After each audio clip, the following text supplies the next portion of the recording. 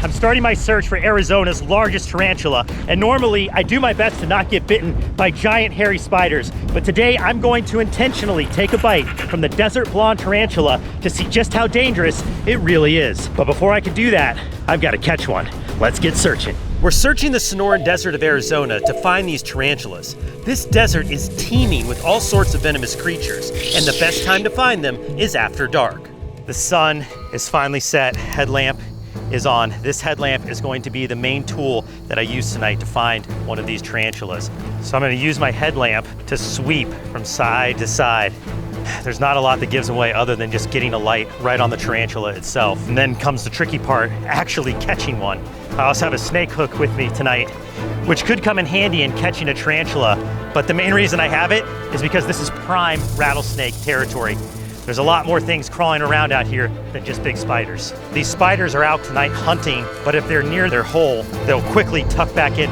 If I don't get close enough in time, it's pretty much game over and we'll have to find a new tarantula to catch.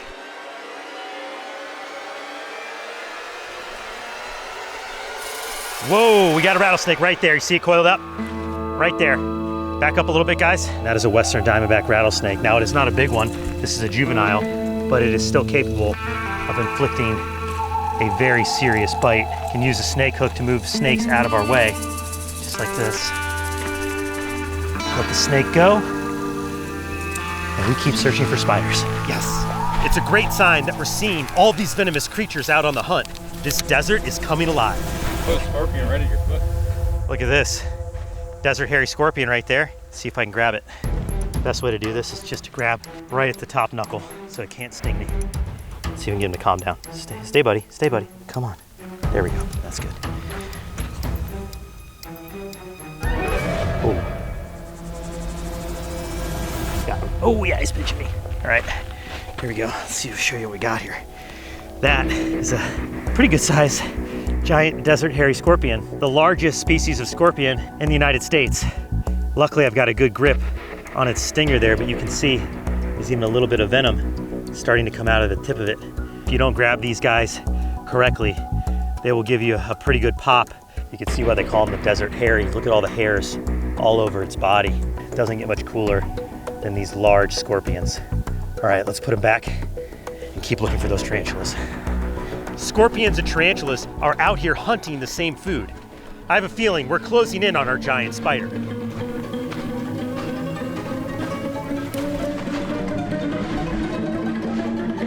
Oh, I got a spider right there.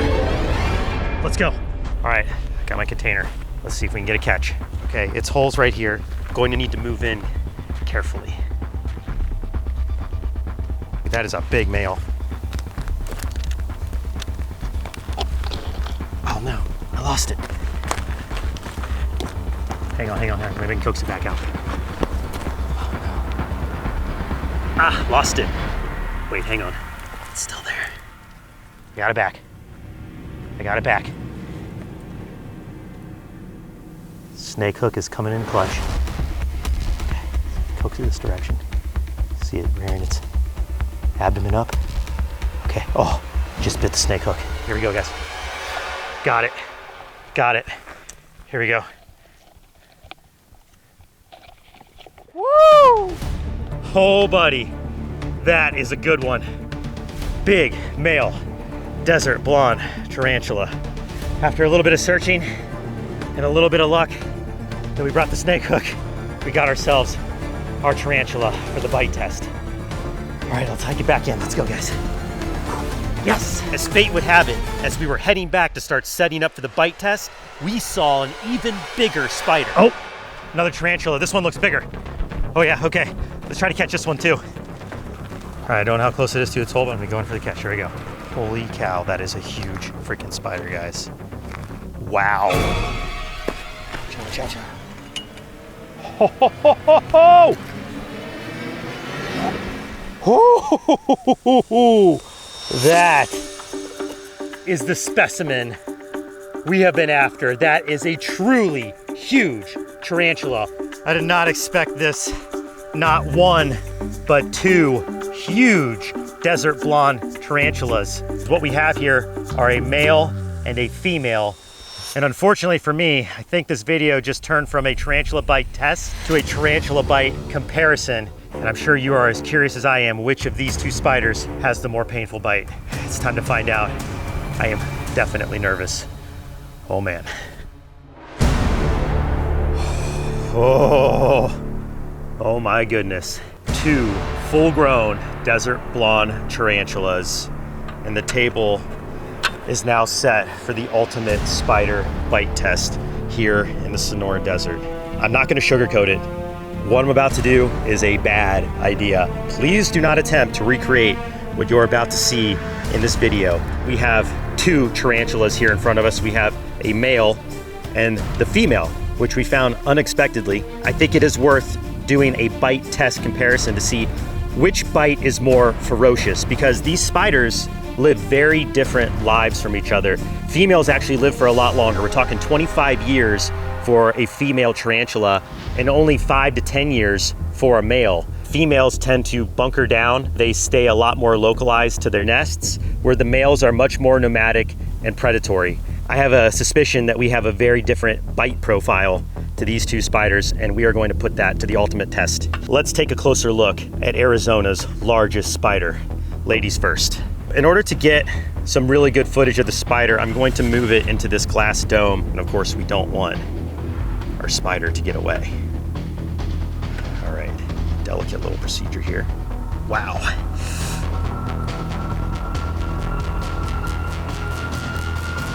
There we go, perfect, perfect. Perfect transfer. Oh my goodness. The fangs on these spiders are enormous. It's not just going to be the venom that I'm up against today.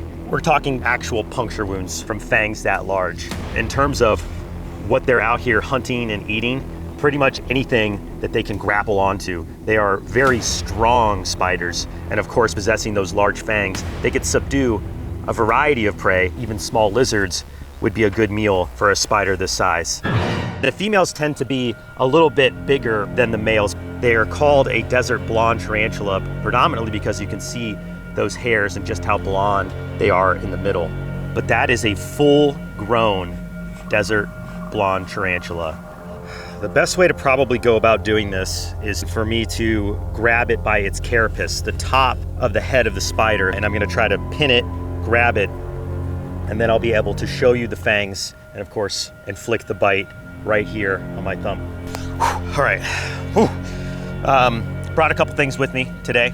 I have a large pair of tweezers. Of course, we always bring first aid kit. The thing I need the most is the EpiPen. The worst outcome that can happen besides the pain that I'm about to experience is an allergic reaction. I think it's time to take the first of 2 bites from a tarantula. Okay, here we go.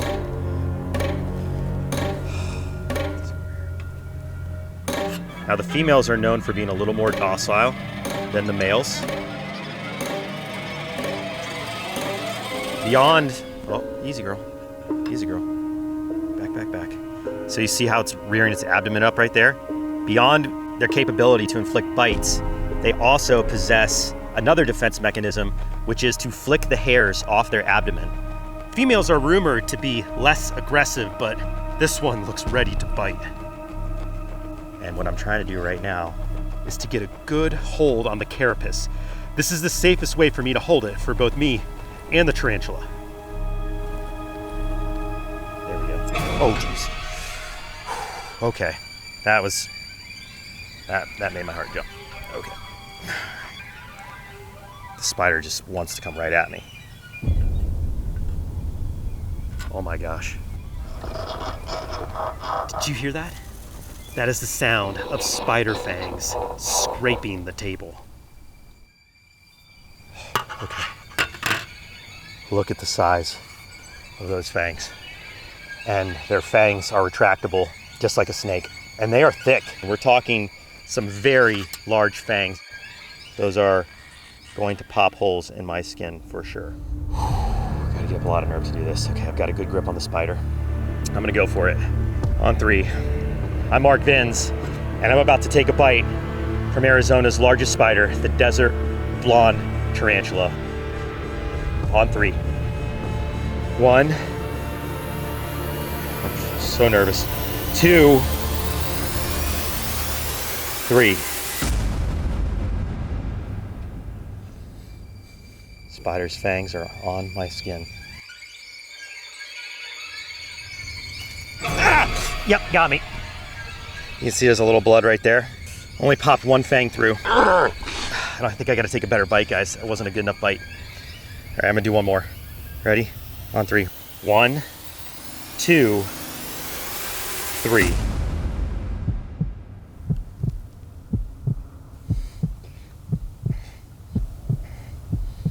Ah! Yeah, that time it got me. That time it got me good.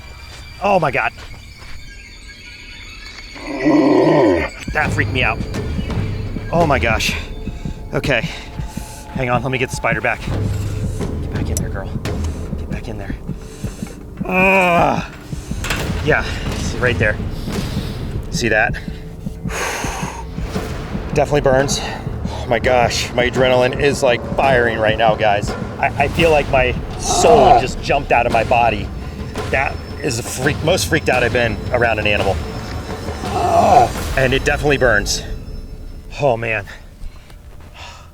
My neck, okay? Yeah.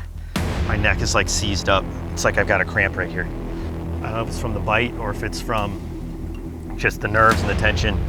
Oh my gosh. I think it's nerves. I don't think it's from the venom. Definitely burns. It's definitely a burning sensation. I had to really try hard to get that spider to bite me.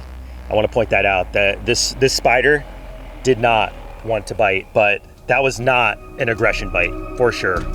Okay, I think I'm good enough to do another bite. I think it's time to bring in the second tarantula and see if the male can inflict a more aggressive bite wound, which I have a feeling that's gonna happen. Males are known to be more aggressive, and that's why I wanted to do a bite test here. Much darker in coloration than the female too. Not looking forward to this. And my hand still burns from that first bite. Okay, come here. Come here, you. Come here, you. Okay. Got a pin. Oh my gosh. Way stronger. Way stronger. Way more aggressive. Look at it attacking.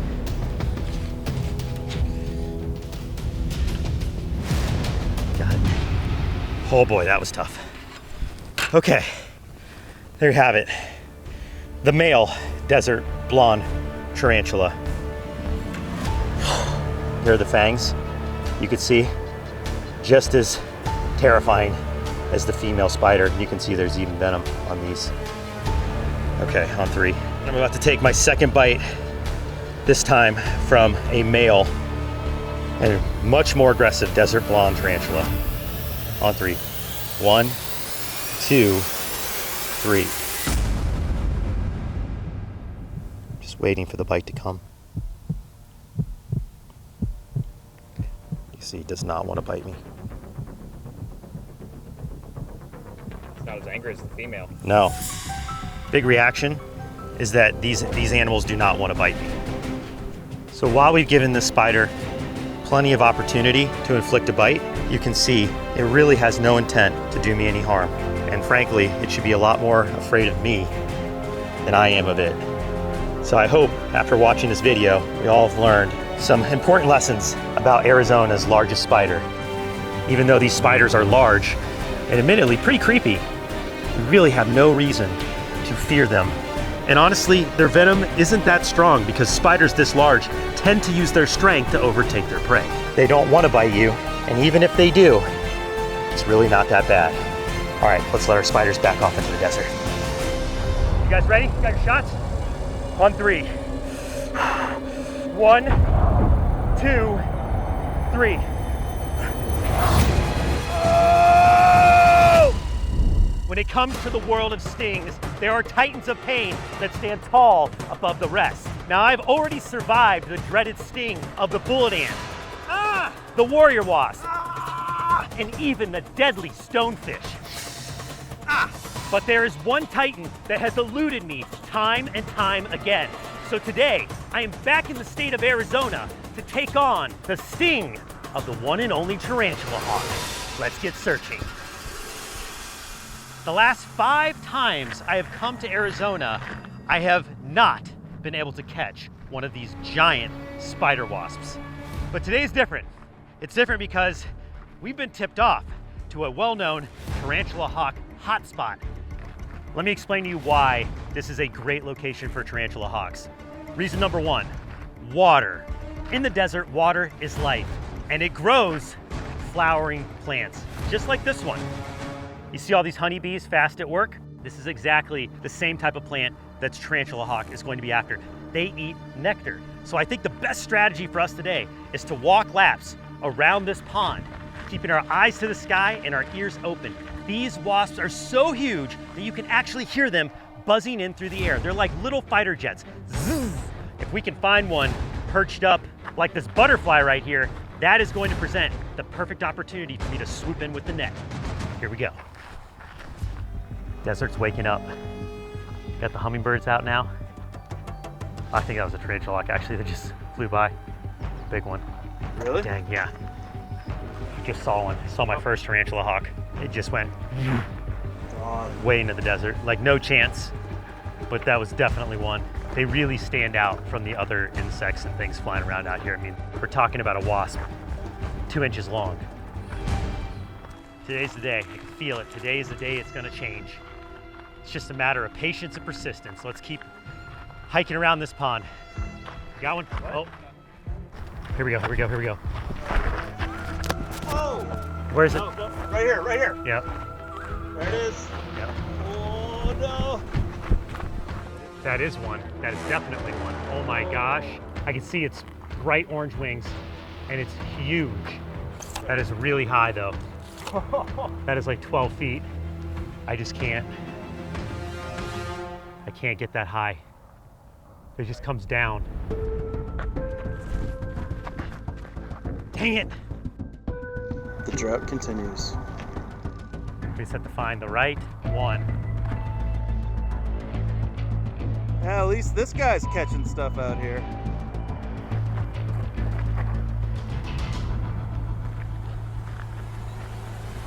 Oh, right here, right here, right here, Bart. Whoa! That was huge. I got one. Right here. Right here. Got it. Whoa! Yes! Yes! Oh my goodness. And that is a good one too. Oh, yeah, baby. All right. Can't get too excited. It's got to get in the jar to be officially a catch. Okay.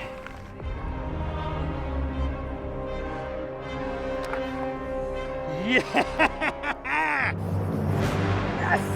I cannot believe that catch. That was so epic. What a fitting way to end the drought of catching tarantula hawks. Oh my gosh, guys. I was like, man, if this doesn't happen today, I don't think it's ever gonna happen. And now, unfortunately, this victory, this victorious moment I'm feeling is about to turn into a world of pain because I've set the table for me to enter the sting zone with one of the colossals of sting, the tarantula hawk. Whew. Let's go set up the sting table.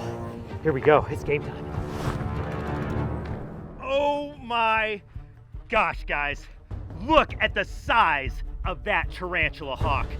That is a massive tarantula hawk. And I have to say, I have not been this amped for a sting video in a very long time. We have put in the work to feature the tarantula hawk on the Bite Sting Index, and today, it's going down. But before we get into that, check this out.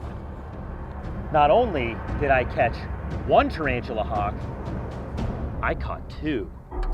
And the reason I want to show you both of these insects is because although they look similar, they are very different.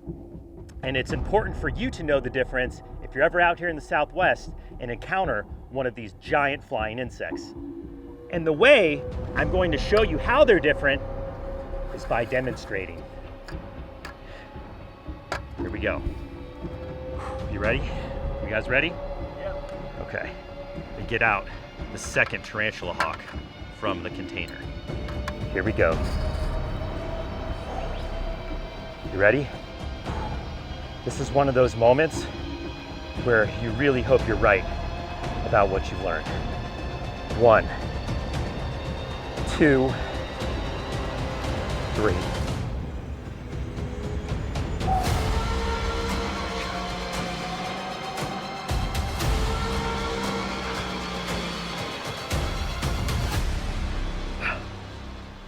No sting.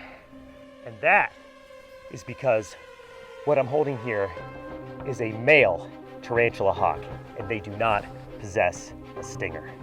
Now, the reason why the males do not possess stingers, and this is true in almost all stinging insects, is because a stinger is really just a modified appendage for laying eggs. Now, besides not having a stinger, the only other way to tell the difference between the male and female tarantula hawks are by looking at their antennae. Males have straight antennae, where females curl at the ends. And while side by side, it's also easy to see that females are larger, you typically will never see more than one tarantula hawk at a time. So checking for those antennae is the best way to know if you're looking at a harmless insect versus one that packs one of the most intense stings on the planet. I'm actually gonna transfer her into a bigger glass so we can really see, so she can spread all the way out. And you can see how truly gargantuan this wasp is.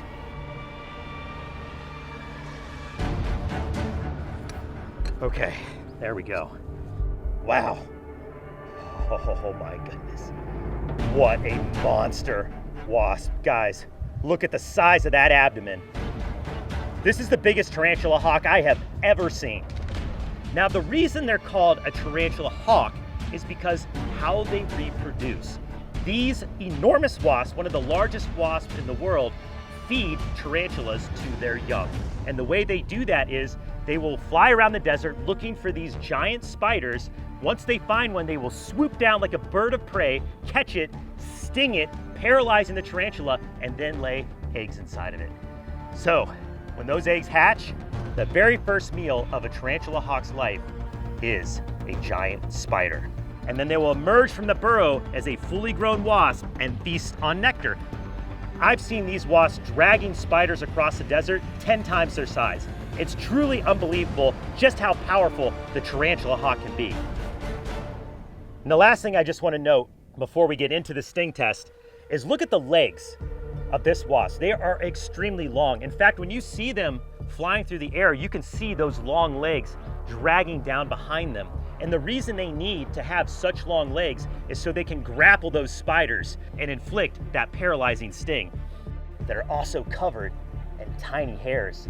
Got some hairy legs there, lady. Well, now that we know why it's called a tarantula hawk, and we've been able to take a closer look, I think it's time for the moment that you all came for. It's time for me to enter the sting zone with one of the largest wasps on the planet. Here we go. All right. I often get questions, Mark, are you just over the fear of stings by now? No. I always get a lot of anxiety before taking a sting for a first time, especially when it's one of the titans of sting. The tarantula hawk sting is notorious. It's put right up there with the bullet ant. And when it comes to stings that I personally witnessed, I cannot think of one more terrifying than when I saw someone get stung by a tarantula hawk. As much as I've been working hard with the team to find one of these tarantula hawks for this sting test, in this moment, whoo, buddy, I'm feeling the nerves. The sooner I take the sting, the sooner I get to healing. That I know for sure. All right, I'm getting the signal. You guys ready? Yeah. It's go time. All right, guys, this is gonna be one of the biggest stings I ever go through. Got essential first aid on standby, the EpiPen. Oh my gosh. I can't believe the moment has arrived for me to enter the sting zone with this wasp. This is big time. Okay, guys, here we go. Now, I'm gonna rate the sting of this wasp on 3 different factors: intimidation, pain, and aftermath. So at the end of this video, this tarantula hawk is going to receive a BSI score, and it will rate it against all the other stings and bites that I've ever taken. Will it top the bullet ant? It's time to find out. Gonna remove the glass. Oh man, This is where it'd be very easy for me to take a sting too early. Those legs are so strong. Like if I don't get the right hold right away, it's almost no chance. Shaking. So nervous right now. Gosh, this is always so much harder than it looks. Gotta hold. All right, I'm gonna have to use another set. Oh my gosh, look at how big that stinger is, guys. So strong. Got it. Good hold. I gotta go for the sting, guys. Ready? I'm Mark Binns, and I'm about to enter the sting zone with the one and only tarantula hawk. You guys ready? You got your shots? On 3. 1, 2, 3. All right, hang on. I'm feeling lightheaded. I feel like I might pass out. Sorry, guys. Sorry. You want me to put the jar on it right now? No, I'm just, hold on, just let me get my nerves going. My legs are shaking, my hands are shaking. I feel like my stomach's in my throat right now. I've never felt this like this before, Sting. This is like next level terror. Oh my gosh, this is happening. All right, here we go. All right, guys, on 3. 1, 2, 3.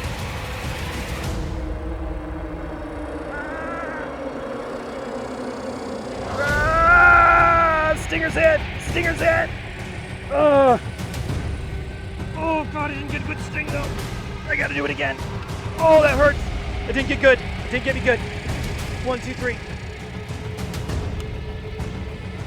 Oh! Oh! Ah! Ah! Oh, it's savaging me! Ah, yeah! Yeah! Ah! Ah! Ah! Ah! Oh! Oh, yeah! Ah! Oh my gosh, look how quickly it's swelling. Ah! Ah! Ah! It's white hot. Ah! Ah!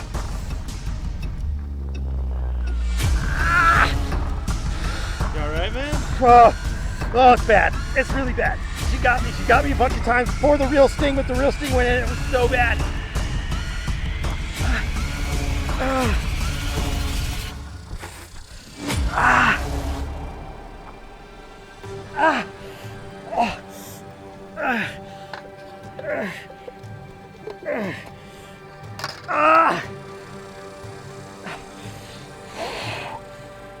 Describe the pain. White hot. It's like gasoline onto the skin, just torched. It's like someone put a match right on it. That's the real deal. Look at the swelling already. Matter of seconds, it's already swelling up. All right, guys. I feel like my voice is going.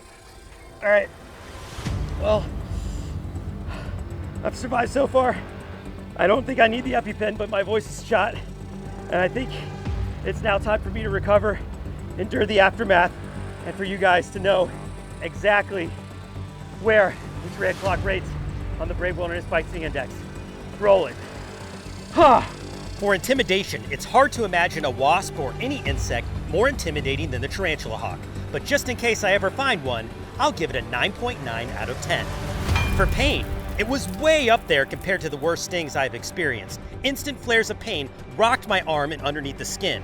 And the only reason I took repeated stings was to make sure I took a full dose, which I'm sure glad I did for the sake of this index, because that last sting was 10 times as painful as the first 8 or so warning pops. All of that said, I don't feel it was quite as bad as a bullet ant, so it only gets an 8.6 out of 10 for pain. For aftermath, the swelling was severe. My arm ballooned up and the redness extended from my wrist all the way down to my elbow.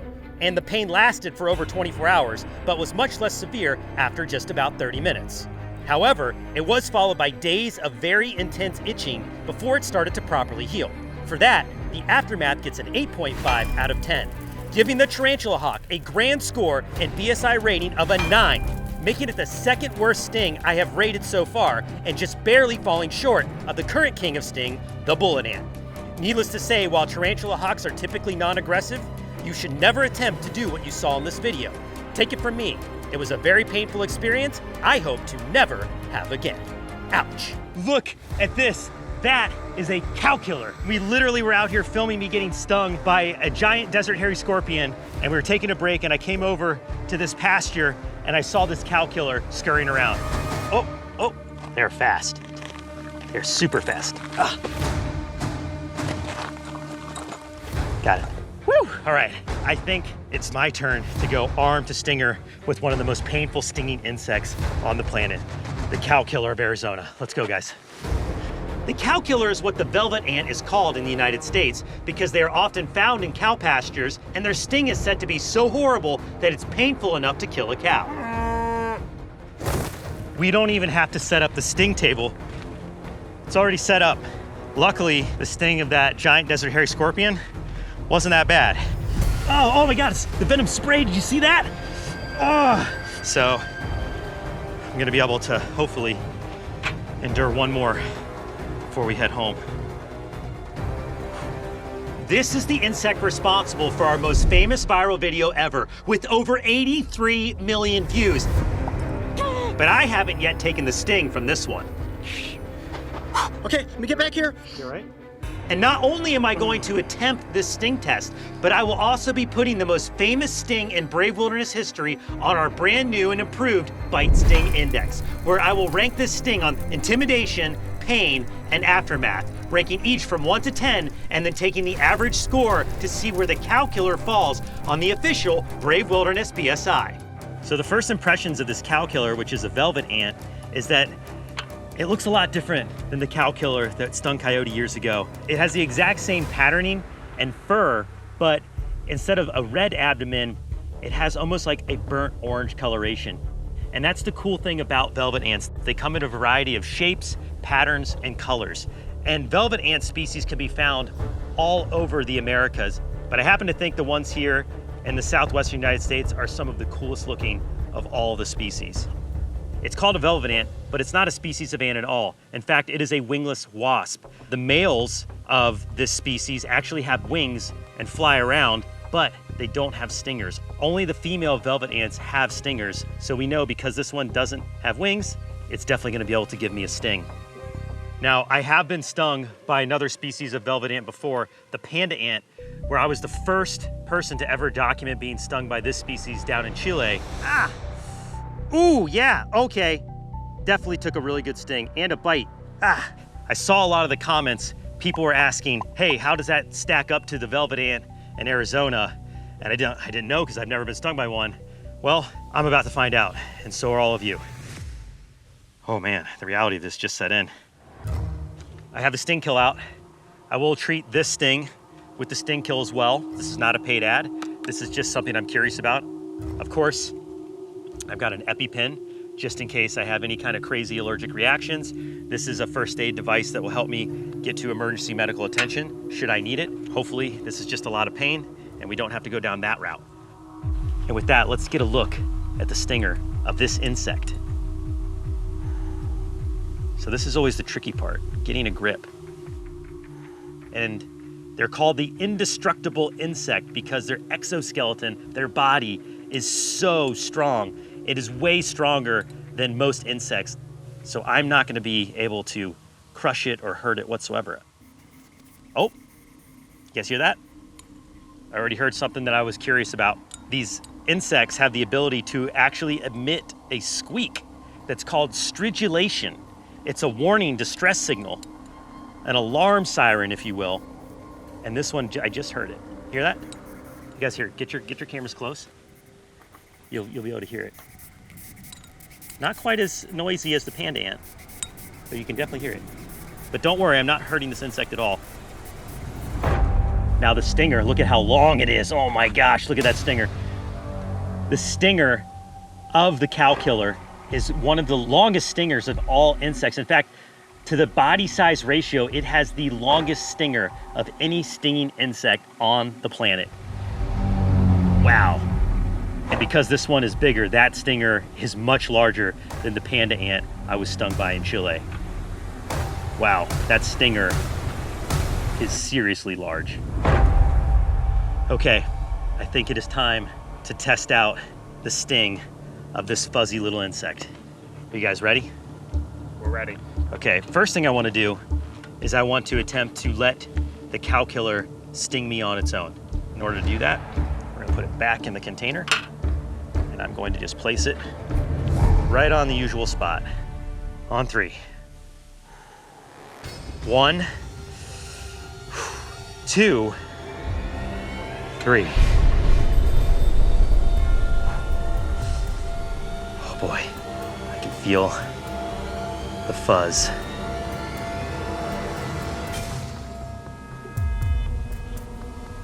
Oh, abdomen's like right against my skin.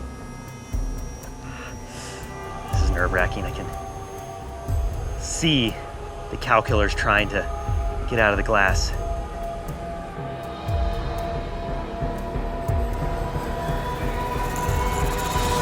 Just as I thought, not gonna sting on its own.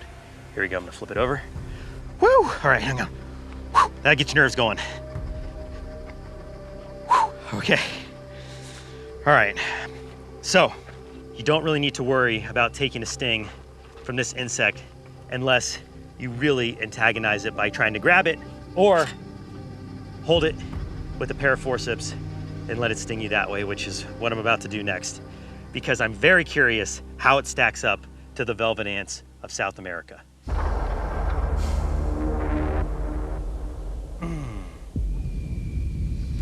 Moment's setting in that I'm actually gonna take a sting. All right, let's get a good grip. Just gonna get it right on the back there. There we go. Okay, it's getting warm. She's getting fired up. You can see where I had the glass placed earlier to prove that she wasn't gonna sting on her own, but she's definitely gonna sting me now. That stinger is firing. You guys got your shot? I'm gonna do it right in the center of that sting zone. All right, I'm Mark Benz, and I'm about to enter the sting zone with the velvet ant, the cow killer of the Southwest. On 3, 1, 2, 3. Ah, she's biting me. Nothing yet.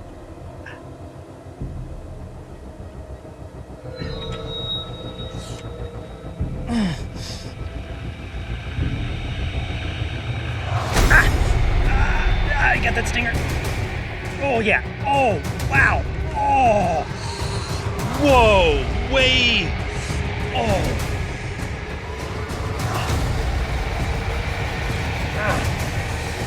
Yeah, stinger's in.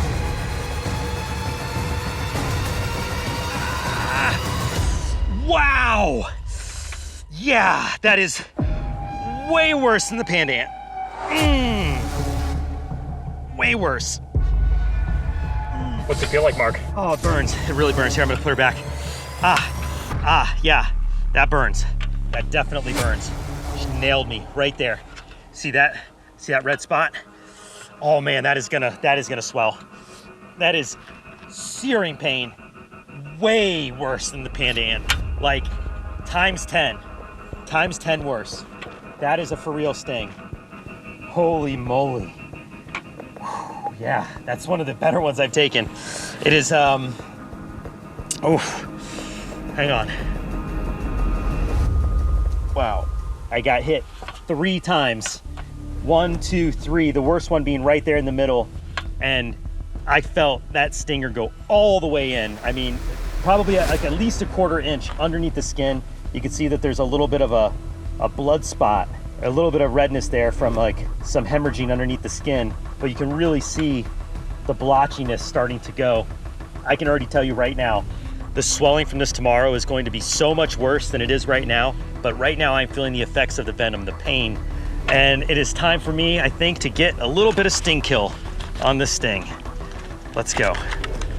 Hopefully help cool down the burn I'm feeling on my skin. Oh yeah, that's like a dull pain. Cool relief though. Yeah, this sting is way more powerful than the panda ant. I don't know if it's a size thing or if it's just generally the Southwest velvet ants, the cow killers, are just that much more painful, but that was a wallop. I'm glad to have a little something to help put out the burn from that pain. I can tell you right now though, tomorrow is gonna be the worst day of this. We're gonna have to monitor this thing for the next 24 to 48 hours. I am by no means out of the woods. And now it's time to break down this sting and give the cow killer its official ranking on the Bite Sting Index. For intimidation, I give the cow killer a 7.5 out of 10. Even though they are fuzzy and colorful, once you see that stinger all the way out, all bets are off, and you know it means business. As for pain, I was super shocked by this one because I thought it would be at least similar to the panda ant. I was definitely wrong. It was many times worse, so I give it an 8 out of 10. Lastly, the aftermath. The swelling and the pain spiked big time in the hours following the sting and well into the next day. While it is by no means a bullet ant, it definitely hurts for a good long while, and I would say the aftermath is much worse than the sting itself, giving it an 8.5 out of 10. That total score gives the cow killer an official BSI rating of an 8. That is the highest ranking so far, and a lot of bang pow for such a tiny creature. The acid spraying violin beetle in an effort to see if it's truly as dangerous as the local legends say. Let's get searching. Not only are they super unique looking, they are enormous and they possess a very dangerous defense mechanism. The violin beetle has the power to secrete and spray acid, which can make you go blind. And we're going to catch one. We just started our search here and we've already come across something really crazy looking. Check this out. Hold on tight if you have arachnophobia. That is a huge golden orb weaver. Wow, that is a giant one. Walk onto my hand.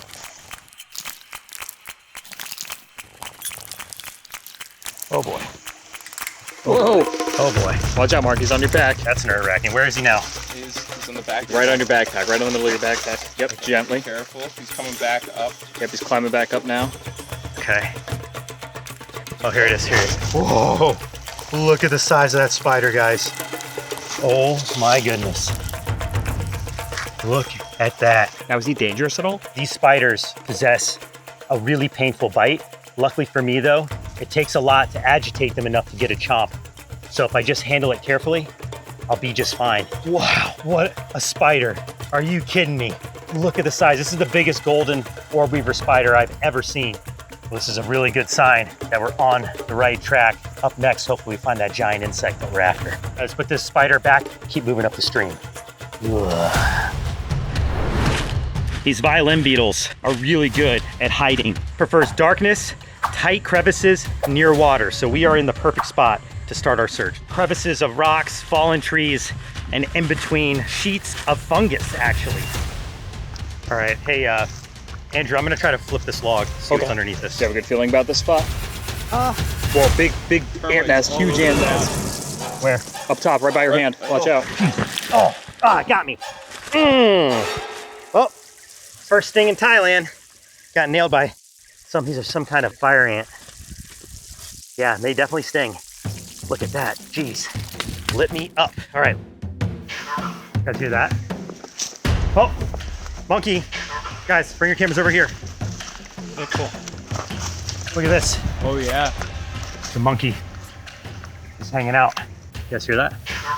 Monkeys in the background making an alarm call, so we do have to keep our wits about us. Oh, cool. This jungle is home to leopards, bears, and even on occasion a tiger. Water, like the stream, is rare, and during the dry season, it's drawing in some things that can be super hazardous to myself and the crew.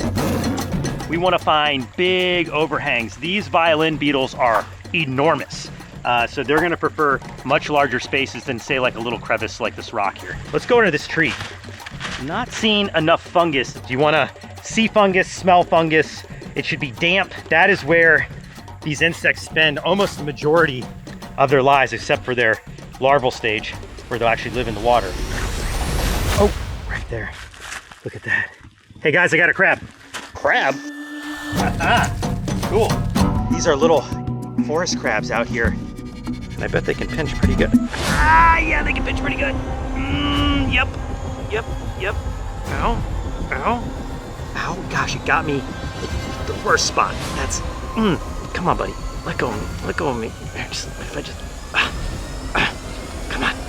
Yes. All right, I'm gonna hold it just like this. Didn't draw any blood, but man, that pinched really good. You These crabs are all up and down the stream bed. Kind of looks like a shore crab that you'd find in a tide pool. Not used to seeing crabs near a stream. There are a lot of them out here. Look at that. See all that purple underneath its legs?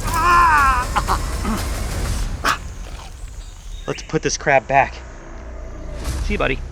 Finding more wildlife, this is a good sign. I feel like we're honing in on those violin beetles. See this fungus? This is exactly what we're looking for. These kind of logs with fungus growing on them are the perfect habitat for the violin beetle. This is exactly what they like. See anything? No. The rest of the team found something. We're on our way. Oh, wow. A red-tailed racer. All right, you guys rolling? We're rolling. Okay. Looks like it's gonna stay put if I just... Oh, turn back on. It's okay, it's okay. They're non-venomous, but they are biting. Stay back. See if I can just get it out of this tree.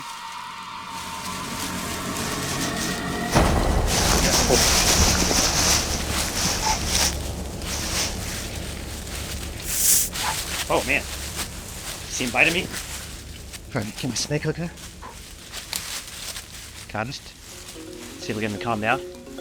All right, there we go. That was intense. Definitely turned around and struck him a few times. Luckily, this is a non-venomous species of snake. It looks almost like a green mamba in a way. So there's like a part of my brain that's like, don't get bit by the snake. See that? See it striking? Look how it's flattening out its neck. The more calm I am, the more calm the snake will be. Pretty rare to come across one of these racers because typically they're found much higher up in the canopies, hunting for anything that it can fit in its mouth. We're talking lizards, frogs, and even birds. I just had to take this opportunity to present this beautiful snake up close like this. We've got an audience of monkeys right overhead that are probably looking at me like I'm crazy. And all the things I've seen in Thailand so far, this is by far the coolest find. We're getting close. I can feel it. This is exactly the environment we need to search. See this underhang? I'm gonna get my flashlight out and I'm gonna get up under there. I have a feeling this is the perfect spot to find what we're looking for today. You see something, Mark? Oh my goodness. Guys, I got him. You can see him? Oh yeah, man, they are weird. Oh my goodness. There's about 8 of them. And Did you say 8 of them? there's about 8 of them. They're all hugged up underneath this stump or this log here. And I feel like if I can just get my jar on top of them, I'm gonna have a good chance at getting it into an area where we can film it. Okay, so I'm gonna use this. Wish me luck, guys. Here we go.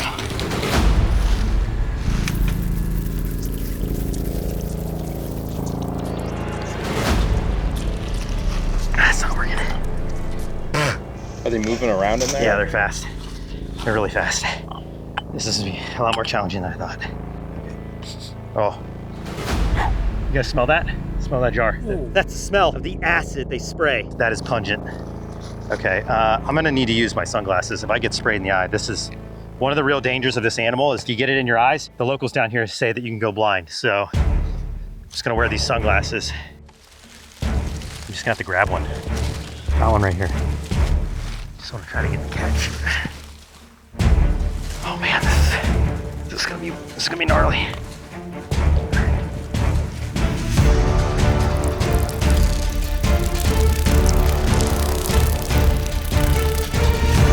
Got one. Got him? Got it. Get in the jar. Oh my gosh. That was crazy. Woo! All right. We got it, guys. Woo, yeah. And it was already secreting that defense mechanism. All right, let's get into an area where we can get this violin bug in a little bit better light so you can see why this is one of the strangest insects in the entire world. All right. Time to get a closer look at the violin beetle of Thailand. Luckily there's more where this came from, but I want to try to be gentle. There we go. Look at that. Whoa. Are you kidding me? Have you ever in your life seen anything like that? I mean, you could clearly see why it gets its name, the violin beetle, shaped like a violin. And those wings on the sides of the body there are somewhat translucent, giving it this lacquer-like appearance. So I would say it's accurately described. Now, they do come in a couple different color varieties. This one is the toffee brown color. Trying to handle it with the utmost care. They have a very potent defense mechanism where they can actually secrete and even spray butyric acid. I can smell it. Oh, it's definitely all inside the jar. It almost reminds me of like smelling salts. It's very pungent, like makes your eyes water. You can imagine if you were sprayed with a mouthful or an eyeful of that, you'd immediately turn the other direction and run away. Now you may be asking yourself, looking at the size of this insect, Mark, is that as big as it grows? Actually, no. They can get up to double this size. Now, getting a closer look. Oh, whoa. Now, do you know where they spray their acid from? They secrete the acid from the abdomen, and my guess is from underneath. I'm actually gonna try to pin the beetle so we can see the underside and maybe we can see it spray. See that abdomen right there? So it likely secretes that butyric acid right from the back of the abdomen. Yep. And that, woof. Oh, it's got a huge waft of it, yeah. Ooh. But I also want to show you, look at this. Look at the center thorax of this beetle. It's got like serrated edges. It almost looks like a knife on both sides of it. It's super bizarre and menacing. That head and neck, elongated. It's like a giraffe almost. Kind of looks like a giant assassin bug meets a cockroach, meets a mantis. This is truly the territory of bizarre insects. Easily the most unique looking insect that I've ever held. Welcome to Thailand, am I right? Now you can see it has very long antennae. It's gonna be using those as sensories to navigate through the environment, and you can see how flat it is. Look at how flat its body is. It's specifically designed to fit between bark and bracketed fungus. Between those two beady little eyes and those long horned antennae, there's a set of jaws in the center of the face. These violin beetles are great predators. It doesn't seem to be too dangerous, but you never can be too careful when you're dealing with exotic insects in uncharted territory. How about that? I would call that a very successful adventure out here in Kankrachan National Park in Southwest Thailand, coming across what is, in my opinion, the most bizarre insect on the planet, the violin beetle. All right, let's put the beetle back under the log and head home.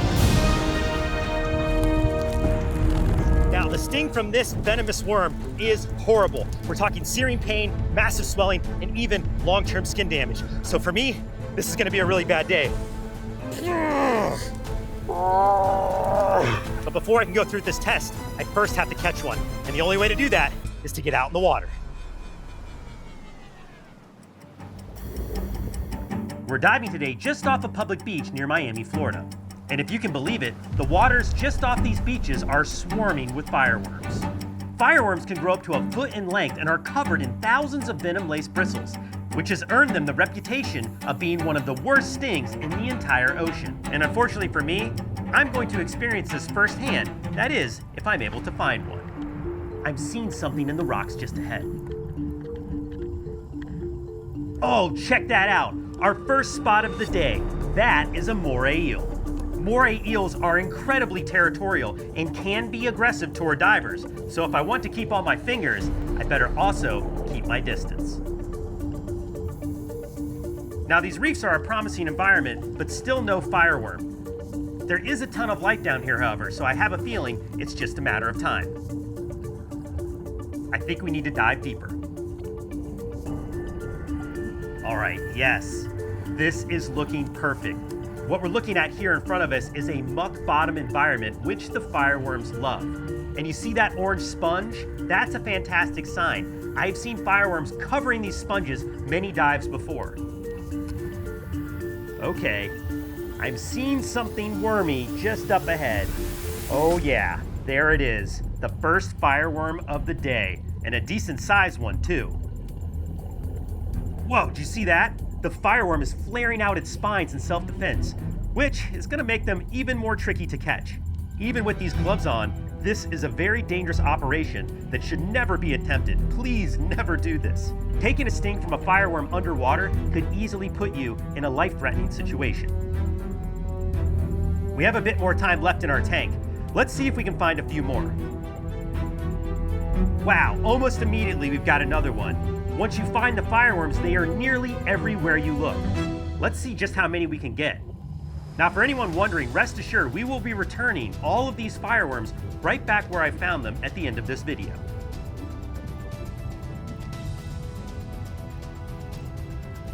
Wow, that one is an absolute monster. I'm not even sure it's going to fit in this container. Let's try.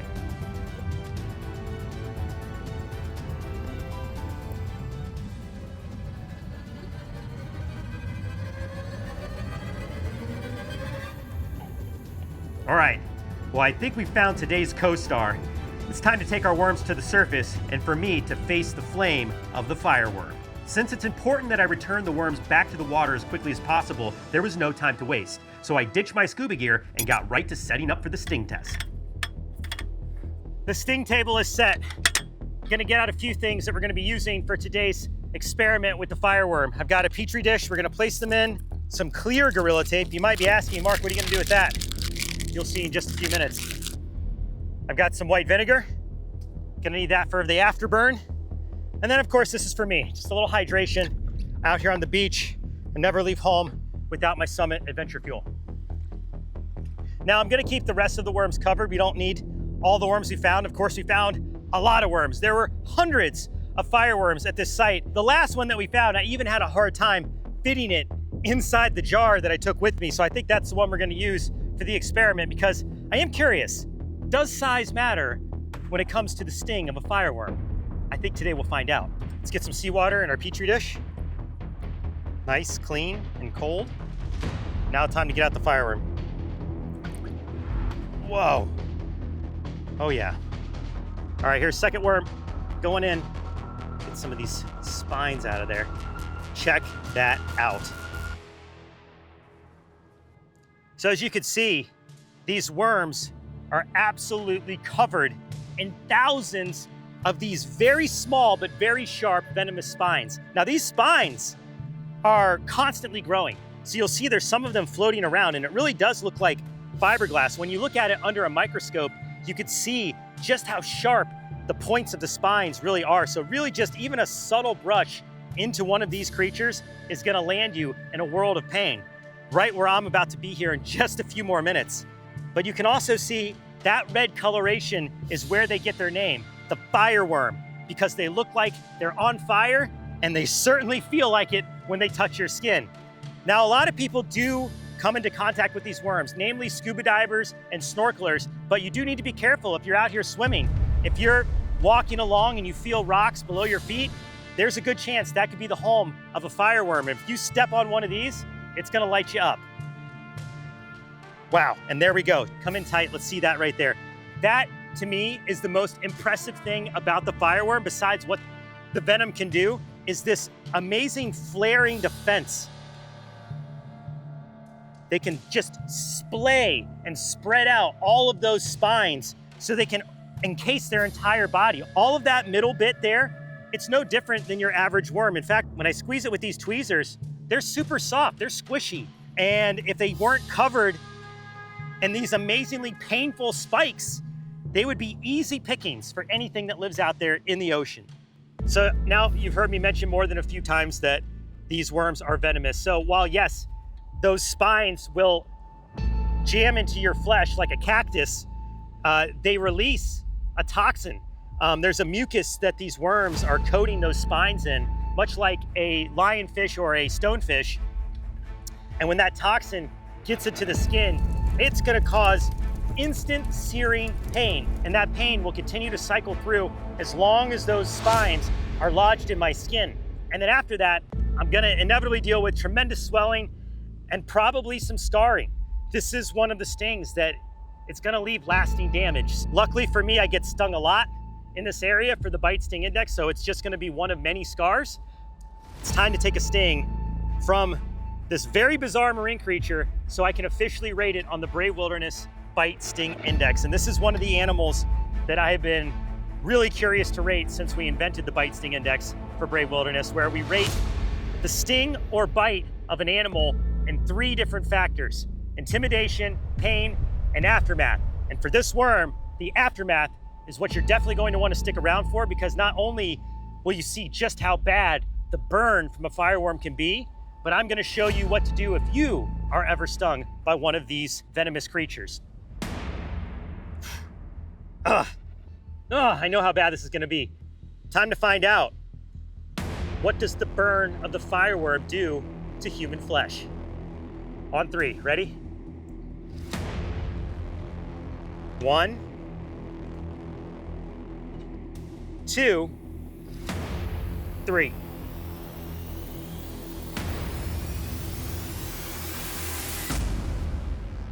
Come on, I didn't get me good enough. Maybe one more time. Here we go. Puff up. 1, 2, 3. Ah, yeah, that burns. Ah! No! Oh, it's so. Ah! Woo! Oh, do you see all those spines? Oh my gosh! Ah! Ah! Oh, you can already see it's turning red. Oh, I got stung really bad. That's so many spines. Hundreds. I got stung by hundreds. Ah! Oh, it's so bad. Ah! Ah! Okay. Oh gosh. Mark, you okay? Oh, it's bad, dude. It's really bad. Hold on. Ah! Ah! Oh! Ah!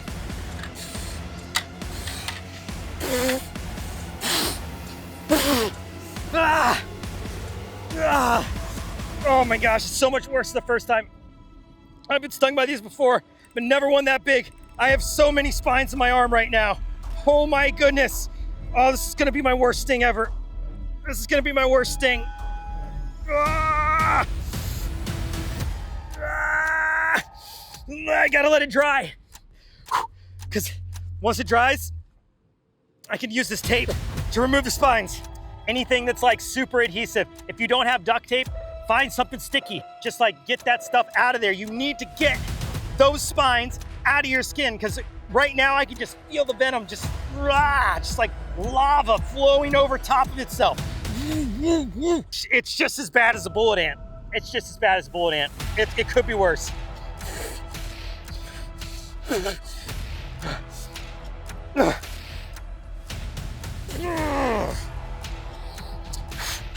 Don't blow on it. Makes it worse. Come on. Dry. All right, I'm gonna walk it off. Hang on, guys. I'm just gonna walk around for a second.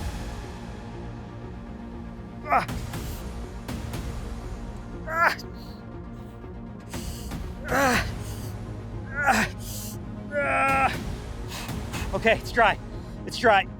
All right, I've taken all I can take. I gotta get these out. All right, piece of tape like that. Any tape will do, but I got this so you can see just how many spines I'm gonna get out. I'm gonna try to do this in one swoop. Here we go. You wanna cover the entire area. Oh, wow. I didn't get a moment to go again, but look at that. Look at how many spines are in there. Come on. Ow! Ah! Okay, holy mackerel. Look at those welts coming in. You see that? Oh my gosh, and they don't even look that bad compared to how it feels. Instantly better as soon as you remove the spines. It really makes a big difference. The next thing you want to do, white vinegar. It's gonna help neutralize the burns. Oh yeah. Whatever toxin is left on top of my skin, this vinegar is going to neutralize it. Heavy duty tape, white vinegar. If you don't have it with you, get it as fast as you can, because the faster you can get those spines out of your skin, the sooner you're gonna be on the road to recovery. But I can tell you the road to recovery for this sting is long. And you can see how much the welts are rising. Tomorrow, this is gonna be nasty. Now comes the hard part, the healing process, the aftermath. And the pain score, gonna be high. Intimidation, I'm gonna have to think about that. Aftermath, I'm gonna have a long time to think about that, because the aftermath of this worm is gonna last for weeks. But you don't have to wait weeks. Let's get into it right now and officially rate the Fireworm on the Brave Wilderness Bite Sting Index. On intimidation, the Fireworm looks intense. The bright red skin combined with thousands of spines remind me of a venomous snake. Plus, having taken a sting before, I know just how easily those spines can get stuck in your skin. And when you see a big one underwater, they are majorly intimidating. So for that, I give it a 7.8 out of 10. For pain, once those spines dug in and started to dose me with venom, the burn was intense. The feeling was similar to being burned and electrocuted over and over again. And unlike my first sting, I got completely nailed this time with at least 5 times the amount of bristles. Needless to say, it hurt badly, and for that, I give it a 9.5 out of 10. The aftermath of the Fireworm is where it scores some serious points. Its burn just kept going and going, day after day and week after week, and the rash would come back with a vengeance, leaving behind these intense itching, pustules, and swelling. Anytime I would get active or start to sweat, the pain would come rushing back, and to this day, there is still some scarring left behind from the burn of this Fireworm. So for this, I give the aftermath score a whopping 9.6 out of 10. All combined, the Fireworm ranks at a 9 on the Brave Wilderness BSI, which is a major score for a majorly painful creature.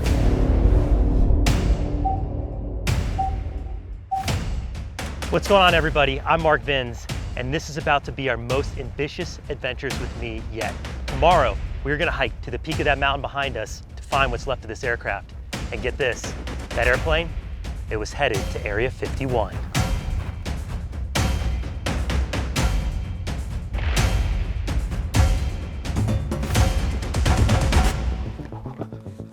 All right, here we go. Mount Charleston Peak, 8.3 miles ahead of us. This is going to be one of the most extreme adventures we've ever done on Brave Wilderness. This crash site is just 50 feet from the summit. I hopefully find the remains of the flight that faithfully crashed that November day back in 1955. While the journey ahead would be an extreme feat of endurance, my mind was fixated on what we might find at the crash site, or if we would even find the wreckage at all. To get back down before dark, we wouldn't have much time at the summit, nor did we bring the gear required for an overnight expedition. Our awareness of this time crunch was great fuel to continue the march toward the top. However, what would we find when we got there?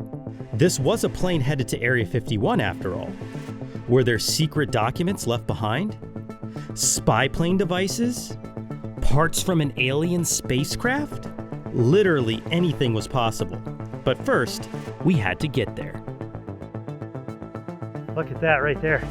That is snowpack left from the winter season. That's how high in elevation we're headed today. This altitude has snow almost half of the year, and as this is melting away, we're seeing the last bits of what's left. A little bit of a false summit here. Looks like we've reached the top of the first leg. Now we've got to cover some real distance in miles. Here's a sign. Let's see what it says. Griffith Peak Trail takes you to the top right there. You can see the summit. But we're headed to Charleston Peak, which is that way. Still a long way to go for us. It's not even a halfway point. Okay, we made it to checkpoint number 3. Up the switchbacks, over the saddle. Now this is the grassy knoll, and we're about to enter the burnt forest. And once we hit this tree line, I'll tell you why it got that name.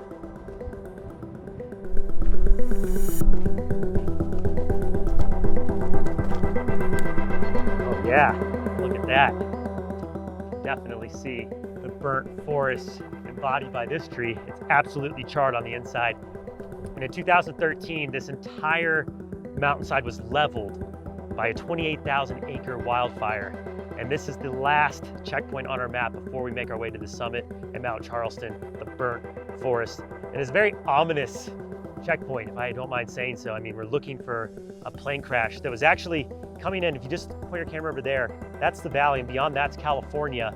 The flight was leaving from Burbank, California on its way to Area 51, got stuck in some bad weather. And because of the secrecy of this mission, the plane was actually flying underneath the radar, and unfortunately missed clearing the peak of Mount Charleston by 50 feet. The velocity that it impacted with scattered the aircraft all over the mountainside. So with any luck today, we will find the remnants of that infamous plane crash.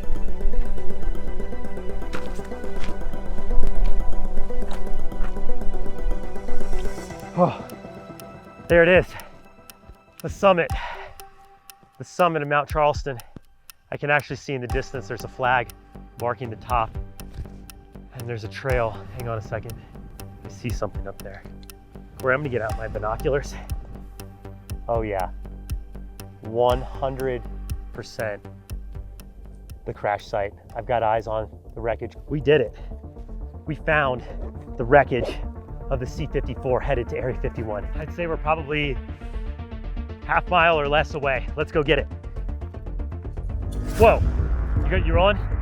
First piece of aircraft. Yes, that is 100% a piece of an aircraft. I'm just shocked. I did not expect to see a piece of this plane that far away from the crash site that we saw from our binoculars. You can see that this is some kind of mechanical piece. There's a pipe. I don't know what part this is, but you can see that there's a serial number there. There used to be some kind of part number, but that's worn away. I mean, it is 65 years old, so you'd expect it to road quite a bit. About a half a mile away from the crash site. It must have hit full speed. All right, let's keep moving.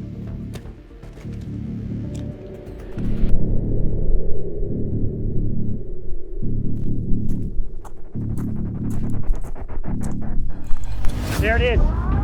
There's the crash site. Let's go. Okay, I got my energy back. We found the plane. That's the main wreckage site. Oh man, there it is. This must be part of the comms. The communication system would have wires like this. You can see them all. Almost looks like a spool of yarn.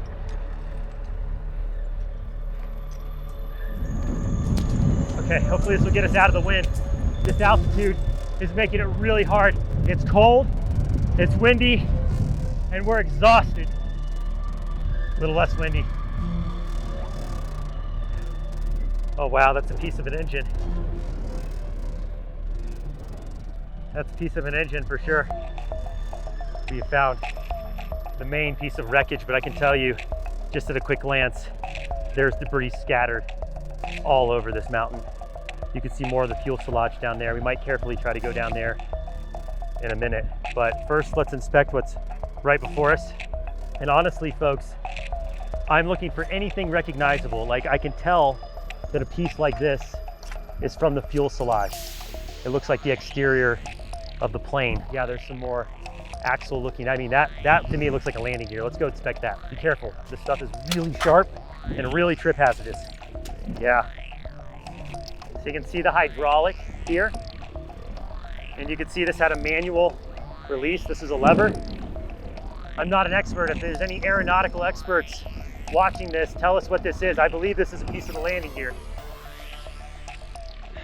Let's move down here. There's a huge piece of the fuselage. And right, this is kind of a little bit dangerous. This mountainside is very crumbly, and all the metal is very sharp here, so I don't want to grab onto the wrong piece. I go home with a nasty cut. I definitely don't recommend anybody go off trail, but I'm experienced in hiking and taking the precautions necessary to do this. This is the biggest piece of the plane that's out here right now. At least the biggest piece that we found. I'm sure there are other pieces spread throughout this entire range, but any further down the hill, it gets super unsafe. In fact, I highly recommend if you ever come to the site, you don't come down this far, you stay on the trail. let's tuck in right here so we can get out of the wind. I'll talk to you for a second to tell you a little bit more about what you're seeing. There's a few reasons why this aircraft is in the condition that it is. One is obvious, there was a crash. The second reason is about a year after the crash, the Air Force came up here and detonated this plane with dynamite, blew it up to smithereens. And that's because of the secret nature of the mission. They were headed to Area 51 to work on the project, none other than the U-2 spy plane used in the Cold War. Very, very famous aircraft, very critical for US intelligence in the Cold War. And they couldn't risk any of those parts being confiscated or getting into enemy hands. So they came up here and detonated what was left. And that's the real reason why you see so much of the rubble around us right now. Back in 1955, right after the crash, the fuselage, the rear of the plane, we'll show you a picture, was largely intact. Coming from Burbank, the airplane, as you can see, we're almost to the summit. The summit's right there. It almost made it. We're talking 50, at most 100 feet to clear the ridge. And it's very unfortunate because this is the tallest point in the whole area. So they nearly made it. And Area 51 at Groom Lake is just about an hour and a half north of here, drive-wise. So they were very close by plane. I'm overwhelmed right now with a lot of emotions. 14 lives were lost in this crash. And because of the secrecy of the mission, their families weren't even notified for 4 decades later. I can only imagine what they went through, not only losing their loved ones, but not knowing how and not knowing why. Definitely a lot of admiration for the work that they were doing, protecting the freedoms of the United States, keeping us safe. A very unfortunate circumstance that took place here back in 1955, and a very interesting piece of history, an absolutely amazing adventure. I do ask, if you ever come up here to see this wreckage, that you leave it be, leave it intact. This is a historical site out of respect for those who were affected by the crash. Thank you all for joining us on this incredible expedition, piece of history, and probably the most intense Brave Wilderness video that I've ever been part of. I can see that some of these chimps have recovered well, but others have lasting emotional damage and scarring from years of experimentation. Their healing process will be unique for each individual, but they need our help. And by the end of this video, you will learn what you can do to restore their dignity and give them a life worth living. For decades, man's closest relatives have been taken from their homelands in Central Africa to face unknown dangers with debilitating outcomes. They've been poked, prodded, tested on, and even sent to space. But in 2015, all that changed when the wild and captive chimps in America were listed as endangered under the Endangered Species Act. The chimp, now without a purpose to the organizations that use them for testing, were faced with life in a box. Until some brave heroes got together to give them another chance to breathe fresh air and see the green leaves of the forest once again.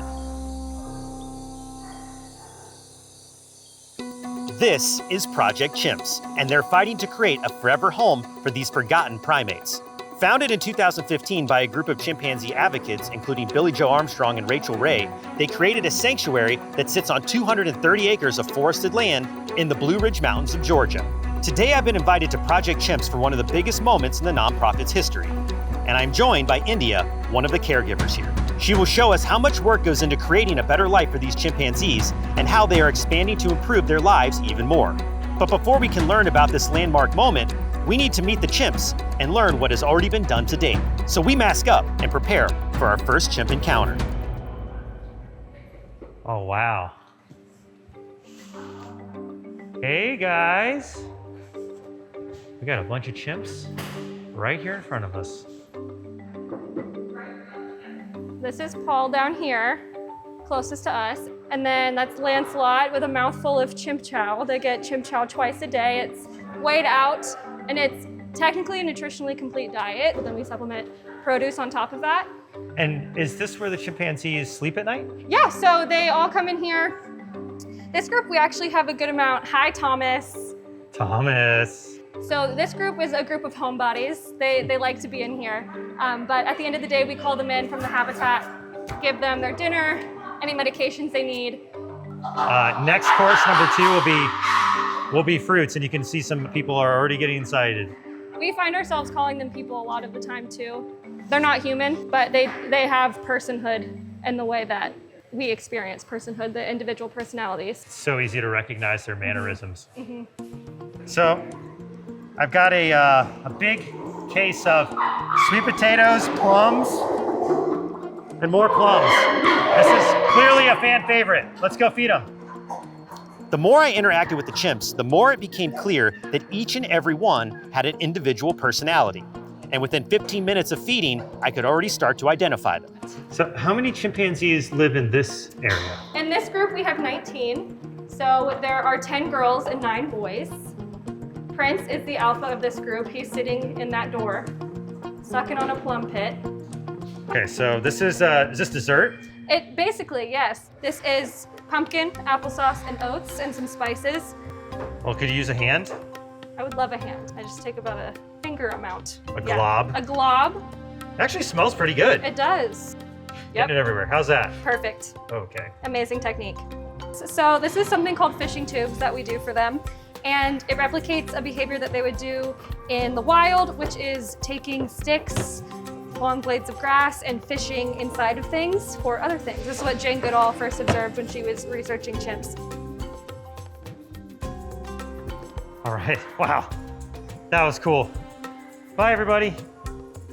See you next time. Before we reveal the big thing that we came here for, can you tell us a little bit about how this all started? Like, what is Project Chimps? It was made illegal to research biomedically on chimps in 2015. So all of these chimps that are living in labs need somewhere to go afterwards. So 2015, we bought this property, formerly a gorilla sanctuary, but we did a bunch of renovations, millions of dollars worth of renovations to make it chimp accessible. So climbing structures, swinging structures. What is Project Chimps' mission with each individual? Our goal is to provide exemplary care to them until the end of their lives. So live out their lives here in as natural of a environment as we can replicate in captivity. Including, I heard, entertainment? Mm-hmm. So, you know, you have this beautiful backdrop. I mean, it looks like a resort. And I heard there's also amenities. Can you tell us about what's going on? So something that's really important to us is enrichment and providing that enrichment for chimps. In the wild, they would be walking 50 miles a day. They would be foraging for all of their own food, but here they get more of a room service situation. So we clean up after them, we give them all of their meals, but we also provide extra things, enrichment things to fulfill their lives more. So give them a food-based enrichment twice a day. And then we also have themed enrichment every day. Or we'll do movies on Tech Day. So we have flat screen TVs in each of the buildings. And so we'll put on documentaries. And I heard there's even like concerts? So yeah, we do have concerts for chimps. So we have musicians come in from all over, local people. People will come in just to perform for them. Awesome. Well, thank you so much for all that background, India. And now I'm really interested to go learn a little bit more by observing some more chimp behavior. And I think time for stop 2. Let's go. All right, guys, because we're gonna be making contact with the food that the chimpanzees are going to touch and ultimately eat, we have to make sure we protect them by wearing gloves and a mask. How do we feed a chimpanzee lunch at Project Chimps? Yeah, so we got this slingshot rigged up, but it's super cool because we get to put the food inside of it, and we just pull it back, let it go, and it encourages natural foraging behaviors. Look at that. That's Noelle with her Noelle stick. is hungry. All right, Noelle, I got this for you. Celery, you ready? It's lunchtime. Oh, too far. Oh, Babs will go get it. She said, I'll get closer. She's climbing up there. She's a goofball. There you go. Noelle, you're climbing the tree and they're gonna get this. The chimps have moved here to this platform. Apparently, there's a bit of like an ongoing challenge. If you can hit the platform with the lunch, serve it up right, 6 points. I don't know if there's any other point system, but it's 6 points and I want them. Let's go. Something's gonna stick. No! 2 green beans. 2 green beans. I mean, That was a good one. That's a lot of points. Yes. Noelle, this is for you. I see you looking. I like it. Perfect. Right in between. And there you have it. That is how you feed lunch here at Project Chimps, or one of the ways. See? Applause.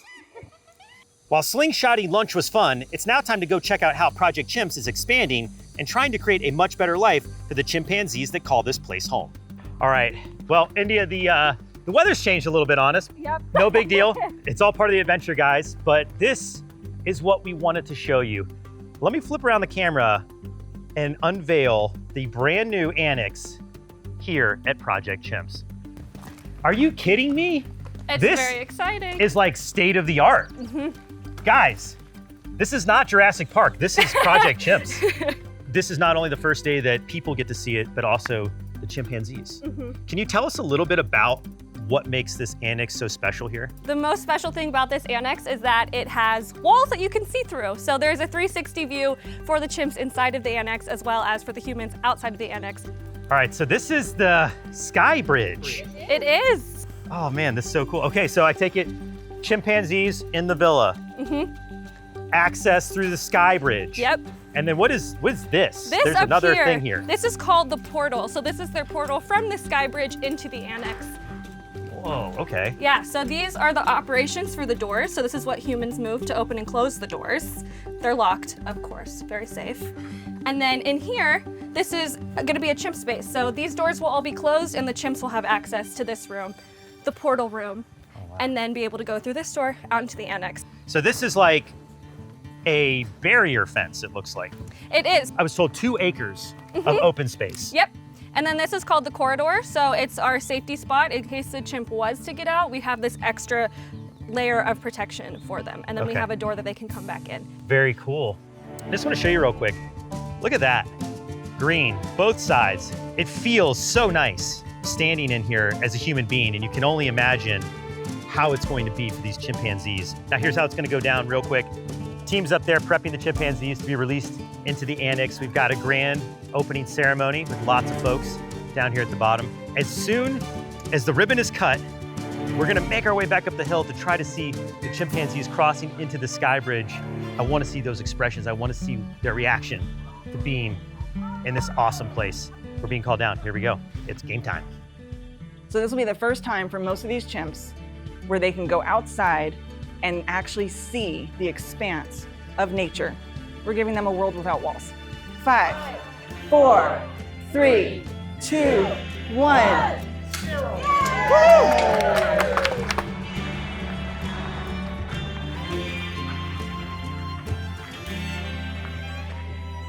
They're already inside.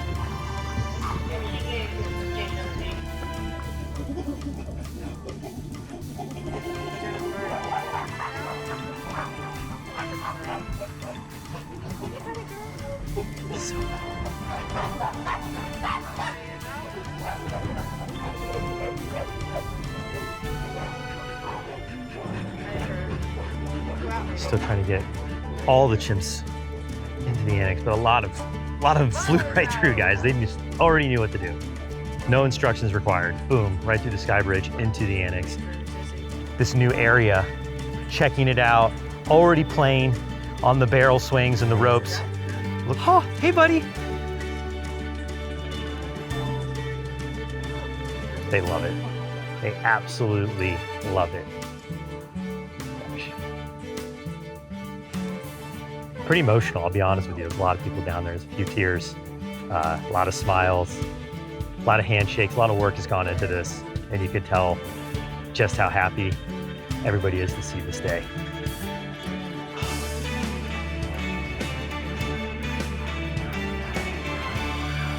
I am blown away by that.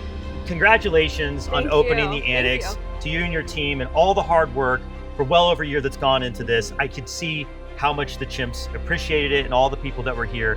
And guys, if this video moved you, there are ways to get involved and to help out this project. Number 1, we have a donate button. You'll see here just right of the video. Every penny, every dollar counts. It goes right to Project Chimps. But India, what are some other ways people can get involved? Donations are super important. Any little bit means the world to us. We love it. We also have the opportunity for you to come visit us. So you can come out, visit, take a tour. You can also do a lunch launch if you want. Oh, so people can do their own lunch launch. They can do their own lunch launch. And then also if you want to get your hands dirty and be more involved, you can come and volunteer with us as well. I encourage you to check out the link in the description. Get more involved with Project Chimps. India, one more high five for the road. Thanks again. I hope everyone enjoyed this one, and we'll see you all on the next adventure.